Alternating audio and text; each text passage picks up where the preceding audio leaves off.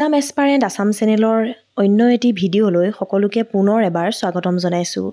আজিৰ ভিডিঅ'টিত আমি আগন্তুক গুৱাহাটী ইউনিভাৰ্চিটি BEd এণ্ট্ৰেন্স এক্সামৰ কাৰণে খুবেই গুৰুত্বপূৰ্ণ কিছুমান জেনেৰেল ছায়েন্সৰ প্ৰশ্নোত্তৰ আলোচনা কৰিম।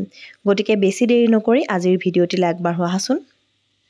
কুৱেশ্যন নম্বৰ 1ত সুধিছে what is the SI unit of power. পাৱাৰৰ SI ইউনিট কি হয়? পাৱাৰ মিনছ শক্তি আৰু SI একক সুধিছে শক্তিৰ আৰু তাৰ আনচাৰটো হৈছে ৱাট। চ' ৱাট হৈছে শক্তিৰ SI একক বা SI unit. Question number 2 which instrument measures atmospheric pressure.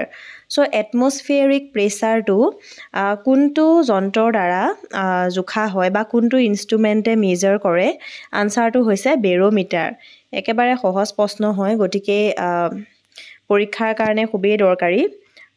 Instrument measure atmospheric pressure is barometer. Okay. Question number 3 what is the SI unit of heat. হিটৰ SI ইউনিট কি হয়? আৰু ইয়াৰ উত্তৰ হৈছে জুল। অ'কে, জুল হৈছে হিটৰ SI ইউনিট। জেনেৰেল ছায়েন্স বুলি ক'লে SI ইউনিটৰ প্ৰশ্ন আমি দেখিবলৈ পাওঁ, গতিকে চাব লাগিব কোনটোৰ SI একক কি হয়, সেইকেইটা খুবেই important. Next question number 4 the fourth state of matter is cold.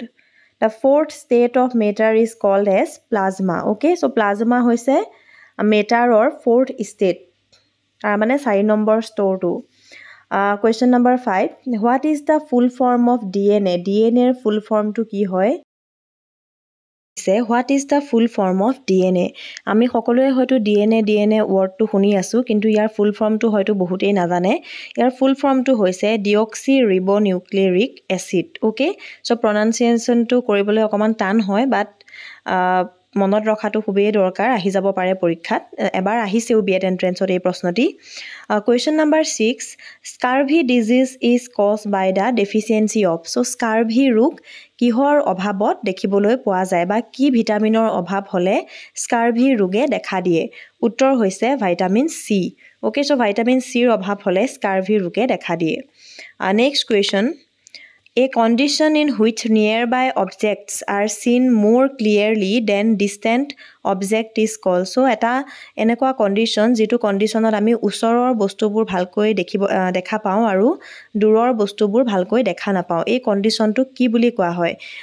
এই কণ্ডিশ্যনটো হৈছে মায়'পিয়া। অ'কে, বহুতে হয়তো আগতে পাইছে এইটো স্কুলত, যে দূৰৰ বস্তুটো দেখা নাপাওঁ কিন্তু ওচৰৰ বস্তুটো ভালকৈ দেখা পাওঁ, ক্লিয়াৰলি দেখা পাওঁ। চ' এই কণ্ডিশ্যনটোক কয় মায়'পিয়া। চ' এতিয়া কমেণ্ট ছেকশ্যনত মোক তোমালোকে জনাবা যে এই কণ্ডিশ্যনটোক কি কয়, যিটো কণ্ডিশ্যনত আমি ওচৰৰ বস্তুবোৰ ভালকৈ ক্লিয়াৰলি দেখা নাপাওঁ আৰু দূৰৰ বস্তুবোৰ ভালকৈ দেখা পাওঁ। এই কণ্ডিশ্যনটো কি হয় তলত কমেণ্ট কৰি জনাবা। Question number 8 typhoid is caused due to which bacteria. কোনটো বেক্টেৰিয়াৰ ফলত টাইফয়েড ৰোগে দেখা দিয়ে? উত্তৰটি হৈছে salmonella typhi. Okay, salmonella typhi নামৰ যিটো বেক্টেৰিয়া হয় তাৰ ফলত টাইফয়েড ৰোগটিয়ে দেখা দিয়ে।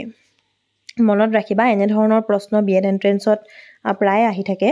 Question number 9 the force by which the earth attract a body towards its centre.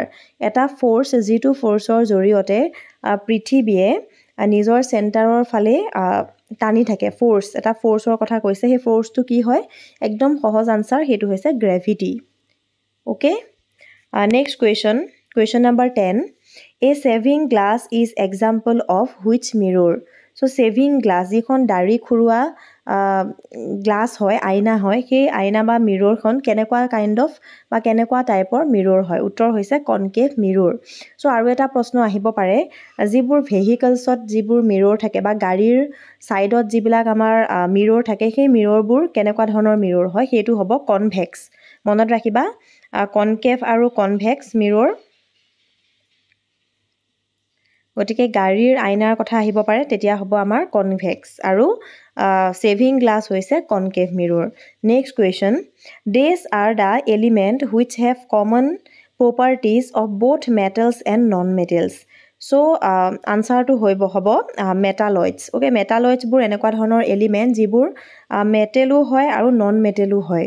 Metal আৰু নন মেটেল কমন প্ৰপাৰ্টিজ থাকে মেটেল এণ্ড নন মেটেলৰ সেইটোক কোৱা হয় মেটালয়েডছ বুলি ইম্পৰ্টেণ্ট কুৱেশ্যন হয় last question affected organ of hepatitis is হেপাটাইটিছে কোনটো অৰ্গেনত এফেক্ট কৰে আনচাৰ হ'ব লিভাৰ এনেধৰণৰ disease bacterial disease virus disease এইবোৰৰ ওপৰত বহু পৰিমাণে প্ৰশ্ন আগতেও বিএড এণ্ট্ৰেঞ্চত আহিছে গতিকে খুবেই ইম্পৰ্টেণ্ট লগতে মিৰৰৰ ওপৰতো প্ৰশ্ন আহিছে কনকেভ মিৰৰ কনভেক্স মিৰৰ এইবোৰৰ ওপৰত প্ৰশ্ন আহি থাকে জেনেৰেল ছায়েন্সৰ গতিকে এইখিনি আমি ভালকৈ চাব লাগিব চ' আজিৰ ভিডিঅ'টিত ইমানখিনিয়ে আছিলে যদি চাই ভাল লাগিল তেনেহ'লে লাইক এটা কৰি দিবা লগৰ ফ্ৰেণ্ড চাৰ্কেললৈ শ্বেয়াৰ কৰি দিবা আৰু আমাৰ চেনেলত যদি আজি প্ৰথমবাৰৰ কাৰণে আহিছা তেনেহ'লে প্লিজ চেনেলটি ছাবস্ক্ৰাইব কৰি ল'বা আৰু কাষত থকা বেল আইকনটিও প্ৰেছ কৰি দিবা থেংক ইউ ছ' মাছ